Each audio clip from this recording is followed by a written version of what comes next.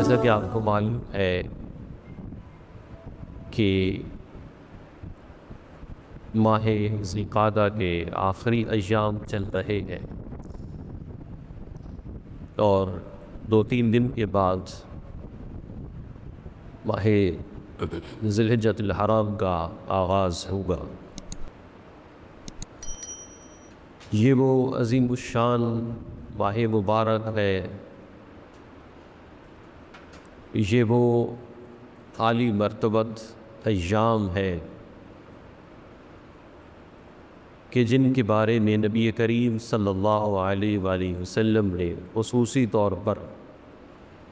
اہل ایمان کو ہدایات عطا فرمائی ہے۔ اللہ تبارک و تعالیٰ نے جو زمین و آسمان کو بنایا، اس میں دنوں کا، ماہ و سال کا اللہ تبارک و تعالیٰ نے ایک پیریڈ بنایا ہے۔ قرآن کریم فرقان حمید میں بھی اللہ رب العزت نے یہی بیان فرمایا کہ اللہ کے نزدیک جو مہینوں کی تعداد ہے وہ 12 ہے، اور یہ اللہ تبارک و تعالیٰ کے ہاں شروع سے ہی اللہ تعالیٰ نے جب سے زمین و آسمان کو تخلیق فرمایا ہے اسے 12 مہینوں پر ہی منقسم کیا ہے۔ اس میں اللہ تبارک و تعالیٰ نے 4 مہینے حرمت والے رکھے ہیں، جن میں سے 3 تواتر کے ساتھ ہیں، جن میں سے ایک مہینہ یہ ذی القعدہ کا ہے، آگے ذی الحجہ کا ہے، اور پھر اس کے بعد ماہ محرم الحرام ہے۔ حرمت والے مہینے، رسپیکٹ والے مہینے، یہ وہ مہینے ہیں کہ ان مہینوں میں عمومی طور پر ہم زمانہ جاہلیت کا تذکرہ کرتے ہیں تو وہ لوگ کہ جو تہذیب یافتہ نہیں تھے، وہ لوگ کہ جو آج کے مقابلے میں اتنے زیادہ سویلائز نہیں تھے، وہ بھی ان حرمت والے مہینوں کا احترام کرتے اور ان مہینوں میں آپس کی لڑائیوں کو ختم کر دیتے۔ نسل در نسل چلنے والی لڑائیوں میں بھی وہ ایک دوسرے کو ان مہینوں میں قتل نہیں کرتے تھے۔ ان مہینوں میں امن، امان، شانتی ہر طرف ہوتی تھی۔ وہ حرمت والے مہینے ہیں کہ جن کا سینس، جن کا خیال، جن کا احساس زمانہ جاہلیت کے لوگوں کو تھا۔ افسوسناک صورتحال یہ ہے کہ ہم آج ان کو زمانہ جاہلیت کے لوگ کہتے ہیں اور آج ہم ان سے زیادہ علم والے، سمجھدار اور سویلائزڈ ہونے کا دعویٰ کرتے ہیں، لیکن ہمیں ان مہینوں کی قدر کا کوئی بھی احساس نہیں ہے۔ ہم دیکھیں کہ ہم بس جس طرح باقی مہینے چلتے ہیں ویسے ہی یہ مہینے بھی چلتے ہیں۔ کوئی ان مہینوں کی عظمت کا، کوئی ان مہینوں کے بارے میں جو دینی تعلیمات ہے اس کا ہمیں کوئی بھی ادراک نہیں ہے، بلکہ ہم میں سے تو اگر اکثر سے پوچھا جائے کہ حرمت والے مہینے کون کون سے ہیں تو اپنا ہر کوئی امتحان لے سکتا ہے کہ وہ انگلیوں پہ حرمت والے 4 مہینے بھی شاید نہ گنوا سکے۔ ویسے تو 12 مہینے جو اسلامی ہیں ان کے نام ہی ہماری اکثریت کو نہیں آتے، تو چہ جائے کہ ہم یہ توقع رکھیں کہ ہم لوگ جو ہیں ہمیں حرمت والے مہینوں کے 4 نام یاد ہوں، ہم اس سے بھی گئے گزرے ہیں۔ ہماری دینی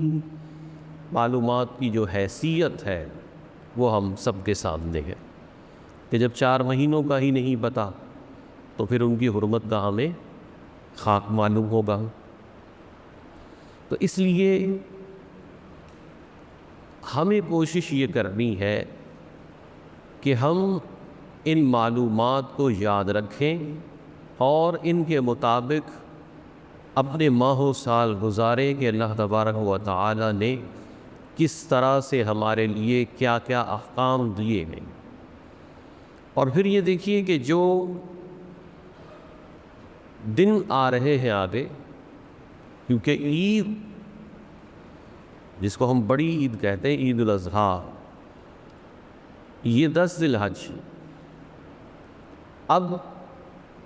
یہ 10 ایام ہیں ان 10 ایام کے بارے میں بھی نبی کریم صلی اللہ علیہ وآلہ وسلم نے ہمیں ہدایات عطا فرمائی ہے، اور اللہ تبارک و تعالی نے سورہ فجر کی ابتدائی آیات میں بھی والفجر ولیال عشر، کہ فجر کی قسم اور 10 راتوں کی قسم۔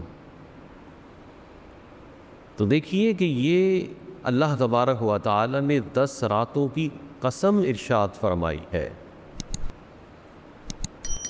تو کئی مفسرین اس کی تفسیر میں یہ فرماتے ہیں کہ اس سے مراد ذی الحجہ کی 10 راتیں ہیں ابتدائی،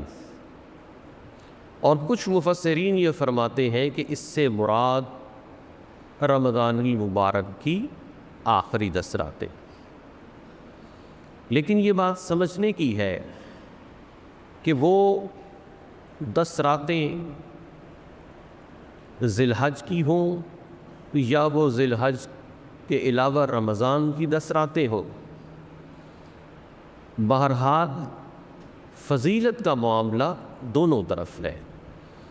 اور اس میں ایک رائے یہ بھی ہے کہ رمضان المبارک کے آخری عشرے کی جو 10 راتیں ہیں وہ ذی الحجۃ الحرام کی ابتدائی عشرے کی 10 راتوں سے افضل ہے، لیکن ماہ ذی الحجۃ الحرام کے جو ابتدائی 10 دن ہیں، یہ 10 دن عشرہ رمضان جو آخری عشرہ رمضان ہے اس کے 10 دنوں سے افضل ہیں، کیونکہ ان ذی الحج کے 10 دنوں میں جو معاملات ہیں وہ معاملات رمضان المبارک کے آخری عشرے کے 10 دنوں میں نہیں ہیں۔ تو بہرحال یہ ایام اللہ تبارک و تعالیٰ کے ہاں بہت ہی زیادہ پسندیدہ ہے۔ نبی کریم صلی اللہ علیہ وآلہ وسلم نے فرمایا کہ اللہ تبارک و تعالیٰ کو ماہ ذی الحجۃ الحرام کے جو شروع کے 10 دن ہیں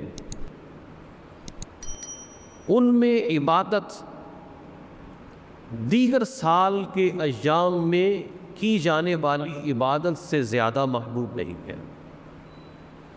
یعنی اللہ تبارک و تعالیٰ کے ہاں جو سب سے زیادہ عبادت کے لیے محبوب ترین دن ہے وہ ذی الحجۃ الحرام کے یہ شروع کے 10 دن ہیں۔ اور پھر فرمایا نبی کریم صلی اللہ علیہ وآلہ وسلم نے، صحابہ نے کہا کہ کیا جہاد کرنا یہ بھی اللہ تبارک و تعالیٰ کو ان 10 ایام میں عبادت کیے جانے سے زیادہ محبوب نہیں ہے؟ تو نبی کریم صلی اللہ علیہ وسلم نے فرمایا نہیں، جہاد بھی نہیں، سوائے اس شخص کے کہ جو اللہ کی راہ میں اپنے مال اور اپنی جان کو خطرے میں ڈالے اور پھر وہ اس حال میں واپس آئے کہ اس کے پاس کوئی چیز بھی نہ ہو، یعنی سب کچھ اس نے اللہ کی راہ میں قربان کر دیا ہو۔ تو ایسا شخص ماہ ذی الحجۃ الحرام میں جو ابتدائی 10 دن ہیں ان میں عبادت کرنے والے کی طرح یا اس سے افضل ہو سکتا ہے، لیکن باقی جو دیگر عبادات ہیں ان میں اللہ تبارک و تعالیٰ کو کسی اور دن میں عبادت کیا جانا اتنا پسند نہیں ہے جتنا ذی الحجۃ الحرام کے ان 10 ایام میں عبادت کیا جانا پسند ہے۔ تو اس لیے یہ کوشش کرنی چاہیے کہ یہ 10 دن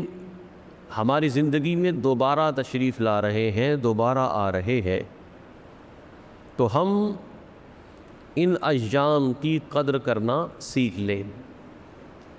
ان ایام میں اللہ تبارک و تعالیٰ کی عبادت کا خصوصی طور پر اہتمام کریں۔ کہ ایک حدیث مبارکہ میں اللہ تبارک و تعالیٰ نے ارشاد فرمایا کہ ان 10 ایام میں اگر بندہ روزہ رکھتا ہے، ذی الحجۃ الحرام کے ابتدائی 10 ایام میں اگر بندہ روزہ رکھتا ہے تو اللہ تبارک و تعالیٰ اس کو اس کے ایک روزے کے بدلے 1 سال کے روزوں کا اجر عطا فرماتا۔ دیکھیے کیسی بہار ہے کہ اگر ذی الحجۃ الحرام کے اس پہلے عشرے میں ایک روزہ رکھا جائے تو اللہ تبارک و تعالیٰ اس کا اجر 1 سال کے روزوں کے برابر عطا فرماتا۔ اور پھر فرمایا کہ اس کی راتوں میں اگر عبادت کی جائے، اگر ذی الحجۃ الحرام کی راتوں میں اللہ تبارک و تعالیٰ کی عبادت کی جائے تو اس کی ایک رات میں عبادت کرنے کا ثواب ایسا ہے کہ جیسے اس نے لیلۃ القدر میں عبادت کی۔ اب دیکھیے کہ رمضان المبارک میں 10 دن کا بندہ اعتکاف کرتا ہے اس نیت سے کہ اسے لیلۃ القدر نصیب ہو جائے۔ اب یہ مقدر کی بات ہے کہ وہ لیلۃ القدر جب تھی وہ جاگ رہا تھا یا سو رہا تھا، اس کو وہ اجر ملا یا نہیں ملا، لیکن ذی الحجۃ الحرام کے ان ابتدائی 10 ایام کی راتوں میں اللہ کے حبیب صلی اللہ علیہ وآلہ وسلم نے ارشاد فرمایا کہ اگر کوئی عبادت کرتا ہے تو اللہ تبارک و تعالی اس کو ایک روزے کے عوض میں سال کے روزوں کا ثواب عطا فرماتا ہے۔ ایک رات کی عبادت کے عوض میں اللہ تبارک و تعالی اس کو لیلۃ القدر میں عبادت کا ثواب عطا فرماتا ہے کہ اللہ تبارک و تعالی کے خزانوں میں کوئی کمی نہیں ہے۔ اللہ تبارک و تعالی بندے کو نوازنا چاہتا ہے، اب یہ بندے کے اوپر ہے کہ وہ اللہ تبارک و تعالی کی رحمت کی طرف توجہ کرتا ہے یا نہیں کرتا۔ ہم سب اپنی اپنی حالت پر، اپنے اپنے عمل پر غور کریں کہ اللہ تبارک و تعالی کس طرح بندے کو نوازنا چاہتا ہے، لیکن ہم کس قدر غفلت میں ہیں۔ آپ یہ دیکھیے کہ کسی بھی اسٹور پر جب سیل لگتی ہے تو وہاں پر کس قدر رش ہوتا ہے۔ مجھے یاد ہے ہمارے ہاں گلستان جوہر میں ایک بازار لگا، اس کے افتتاح میں انہوں نے ڈسکاؤنٹ دیا 50% کا، تو اس قدر عوام جمع ہوئی کہ وہاں پر پولیس اور رینجرز کو بلانا پڑا۔ یعنی جب ہمارا معاملہ کسی دنیاوی حوالے سے پڑتا ہے تو ہم وہاں پر کھڑکیاں توڑ دیتے ہیں، دروازے توڑ دیتے ہیں، اس قدر رش کرتے ہیں کہ ہمیں 50% رعایت مل رہی ہے، ہمیں 50% رعایت مل رہی ہے، ہمیں 30% رعایت مل رہی ہے، تو ہم ہر طریقے سے وہاں اس طرح سے رش کرتے ہیں کہ ہمیں چند پیسوں کی بچت ہو جائے۔ لیکن جہاں اور یہ پیسے ہم نے بچا بھی لیے تو تب بھی کہاں جائیں گے، پھر لگ جائیں گے، کیونکہ کوئی بھی اپنے ساتھ لے جانے سے رہا۔ جو بچت کر لیں گے وہ بھی لگ جائے گی، وہ بھی فنا ہو جائے گی۔ لیکن یہ اللہ تبارک و تعالی کی طرف سے جب ہمارے لیے اتنا ڈسکاؤنٹ آتا ہے کہ جس کے سامنے 100% اگر دنیا کا ڈسکاؤنٹ ہو تو یہ بھی کوئی حیثیت نہیں رکھتا، کیونکہ یہ سارا ڈسکاؤنٹ فنا ہو جائے گا۔ لیکن جو یہ اللہ تبارک و تعالی ہمیں رعایتیں دے رہا ہے، ایک دن کے روزے کے بدلے میں بندے کو 365 دن کے روزوں کا ثواب ملتا ہے، تو یہ رعایت کتنے % ہوئی؟ پورے سال کے دنوں کے حساب سے ایک رات لیلۃ القدر کی رات، لیلۃ القدر کی رات خیر من الف شہر، 1000 مہینوں سے بھی افضل۔ تو اس ایک رات میں عبادت کی تو وہ اس قدر اللہ تبارک و تعالی نے نواز دیا۔ تو یہ جو اللہ تبارک و تعالی کی طرف سے ہمارے لیے ڈسکاؤنٹ اور رعایت آتی ہے،